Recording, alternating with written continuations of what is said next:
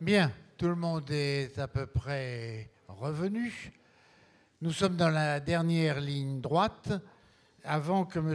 Vernus ne fasse la synthèse de cette journée et demie de travaux, de communication, il aura un certain travail, ça ne va pas être facile. Nous allons écouter M. Claudet, c'est sa deuxième intervention. Vendredi matin, vous nous présentiez la genèse d'une réussite. Et cet après-midi, vous allez vous interroger, nous parler l'investigation au cœur d'une réussite. Monsieur Claudet, nous vous écoutons quand vous voudrez.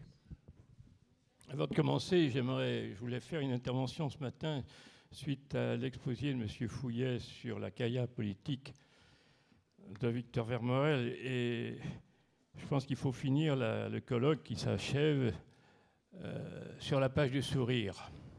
Il soit rire. Et Victor Vermorel, dont on peut croire que c'était une vie austère, absolument pas. Victor Vermorel et Georgette Morel aimaient beaucoup rire. Victor Vermorel avait l'habitude souvent de se déguiser, de se travestir. Vous avez dû voir dans le film une photo où il est à Alger déguisé. Il avait mis. Et il avait surtout cette capacité extraordinaire de savoir rire de lui-même. Alors, cette anecdote que je voulais vous raconter, c'est que certains d'entre vous savent peut-être comment est mort le président du Conseil, M. Félix Faure.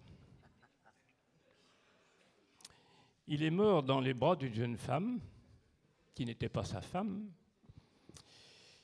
Voilà, et cette jeune femme, je m'excuse pour certaines oreilles, a été surnommée la pompe funèbre. C'est le titre qu'on lui donne. Et cette jeune femme a servi de modèle à un sculpteur. Le nom m'échappe maintenant, un sculpteur qui a fait une statue monumentale d'une femme sur un rocher dans une position assez, pas lascive, mais disons assez détendue. Et cette œuvre s'était intitulée La Source. L'exemplaire de cette statue, de cette œuvre, a été placé au Sénat, juste avant l'entrée de la salle de l'hémicycle du Sénat. Et on raconte que certains sénateurs avaient pris l'habitude, sans doute pour se porter chance, je ne sais pas, ou comme un gris-gris, avant de rentrer, de caresser un dessin. Ce qui est exact, parce que dans la statue, telle qu'on a pu la voir au Sénat, il y avait un sein qui était plus reluisant que l'autre. Est-ce que Victor Vermorel a eu ce genre d'attouchement ? Je ne sais pas, je ne répondrai pas. Toujours est-il qu'il prend l'initiative de commander à l'artiste un exemplaire numéro 2. Et cet exemplaire numéro 2 arrive à la Maison des Roches à Villefranche le 1er janvier 1914. Je ne pense pas que dans l'enceinte de sa maison, puisqu'elle était en bas de l'escalier, que Georgette ait pu permettre que Victor continue peut-être une petite habitude de sénateur. Non, c'est une statue. J'ai pu vous dire, parce que j'ai vu cette statue, les deux seins étaient exactement de la même brillance. Dans les années entre 85 et 90, je ne me rappelle plus exactement, la maison Vermorel a subi une tentative de cambriolage. Et lorsque les gardiens ont été prévenus, ils ont prévenu M. Auboin, qui a prévenu la police. La police dit à M. Auboin, écoutez, il faut descendre parce qu'il faut nous dire ce qui a été pris. Et Olivier dit, écoutez, il n'y a qu'une personne qui peut vous répondre, c'est M. Claudet. Donc je me suis donc rendu. Et là, il n'y avait pas trop de dégâts de vol. C'était manifestement un cambriolage de commande artistique, puisqu'on avait commencé à déplacer la statue en question, mais que certainement trop lourde, les cambrioleurs ont abandonné. Prenant peur, M. Auboin a décidé de rapatrier cette statue sur Paris. Quelques années après, sans doute, il a décidé d'en se séparer et j'ai cherché à retrouver cette statue et je l'ai retrouvée dans différents catalogues de salles de vente à Londres, à Paris, à Nice. Et en définitive, elle a été achetée par quelqu'un dont j'ignore. Tout ça pour vous dire, ben voilà, cette statue n'existe plus. Quant à l'exemplaire numéro 1, qui était au Sénat, nos sénateurs ne peuvent plus jouer avec, parce qu'elle est maintenant au musée Orsay. Voilà, je tenais à vous donner un petit peu ce détail humoristique sur la vie de nos sénateurs. Et je ne pense pas que M. Jean-Jacques Pignard ait connu cette période, puisque la statue était déjà partie.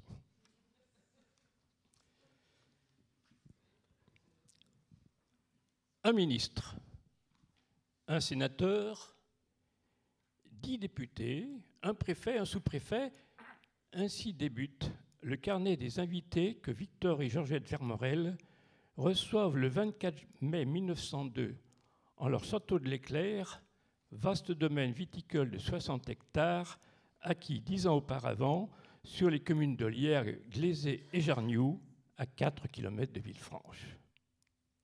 Invités, vous auriez assisté au mariage de leur fille Victorine, 21 ans, avec Alfred Massé, 32 ans, avocat, député de la Nièvre depuis 4 ans, futur ministre du Commerce et sénateur. Tout en circulant aux accents d'un orchestre venu tout spécialement de Paris, entre le grand salon, le salon chinois, le hall de la demeure au style néo-gothique, vous auriez sans doute frôlé Antoine Lumière et ses fils Louis et Auguste, ou même le compositeur Camille Saint-Saëns, ami de la famille. Cet inventaire mondain, qui pose sans doute quelques problèmes protocolaires à la maîtresse des lieux, est bien loin de l'inventaire immobilier. 2 lits, une armoire, 2 tables, 6 chaises, un fourneau, une commode, du domicile de Victor 30 ans auparavant. Et il ne peut gommer le passeport d'indigent qui lui avait été délivré en 1869 à Strasbourg, lorsque Victor, 21 ans, regagne son domicile familial. Si cette réussite, celle d'un enfant ayant quitté l'école à 15 ans, d'un artisan devenu un industriel de dimension internationale, peut constituer le début d'un conte de fées ou d'un scénario pour le cinéma encore muet, elle alimente et alimentera régulièrement les chroniques de la presse people, satirique et politique de l'époque. Quel bon sujet qu'un Dreyfusard, qu'un franc-maçon, qu'un patron guère amène envers les revendications syndicales, qu'une aisance financière. Articles qui ne seront jamais repris par les Vermorel, peu enclins à la polémique. Aucunement né sous une bonne étoile ou une petite cuillère en argent dans la bouche, au sein de familles bien placées et opulentes, ayant pu leur procurer facilité, avantages et aisance, Victor et Georgette Vermorel, tandem formidable, ne doivent leur réussite industrielle, financière et sociale qu'à eux-mêmes, tout comme bon nombre de leurs compatriotes et contemporains en une période propice aux initiatives, inventions et aventures économiques. Est-il nécessaire de dresser une fois de plus le pas générique de Victor Vermorel dans les domaines du machinisme agricole et viticole, de la culture, de la vulgarisation scientifique, de ses inventions, récompenses, engagements divers? Il est plus tentant, délaissant le domaine du connu, de s'aventurer dans des facettes méconnues de ce personnage kaléidoscopique. Victor Vermorel apparaît comme un tempérament indépendant. Disposition peut-être innée, mais aussi acquise au gré des événements de sa vie, refusant d'être tributaire tant d'une pensée ou morale que de personnes ou de systèmes. Délaissant la pensée et la pratique catholique dans laquelle il avait été élevé, il opte à 23 ans pour la franc-maçonnerie, dans la même loge lyonnaise à laquelle son père avait appartenu. On notera qu'au décès de ce dernier, en août 70, Victor et sa mère organisent des funérailles religieuses en l'église de Marais, mais que 9 ans plus tard, Victor organisera des funérailles de sa mère uniquement civiles. Son adhésion franc-maçonne demeurera inflexible. Il en encourage le fonctionnement en dotant la loge caladoise, la Fraternité progressive, d'un temple qu'il fait édifier rue François Giraud en 1895 et qu'il met à disposition avant de le céder en 1921. Son appartenance à cette obédience le fait membre d'un vaste réseau relationnel. Ces relations fraternelles sont très fréquentes dans ses activités industrielles et scientifiques, dans ses engagements sociaux et politiques, de même que dans ses amitiés. Parmi ses collaborateurs, tant à l'usine qu'à la station, certains sont également des frères. Mais s'il adhère pleinement à cette spiritualité ou philosophie, il marque sa différence quant à la pratique et sa présence lors des convents ou assemblées. Car, dit-il, « Je n'apprécie guère le cérémonial et les rites, ce qui me semble superflu et plutôt tenir de la mascarade. » Victor Vermorel ne fut pas pour autant un farouche anticlérical ou un bouffeur de curé. Et on ne lui connaît aucun propos très vindicatif. Du jeune élève honoré au lycée de Bourg d'accessit en instruction religieuse, seule subsiste une pensée écrite une vingtaine d'années plus tard. La religion, c'est comme une pilule amère, plus on la mâche, moins on peut l'avaler. Cependant, il n'hésite pas, en avril 1899, à vendre à la Société immobilière des églises et chapelles évangéliques libres un terrain situé rue d'Alma pour permettre la construction d'un temple protestant.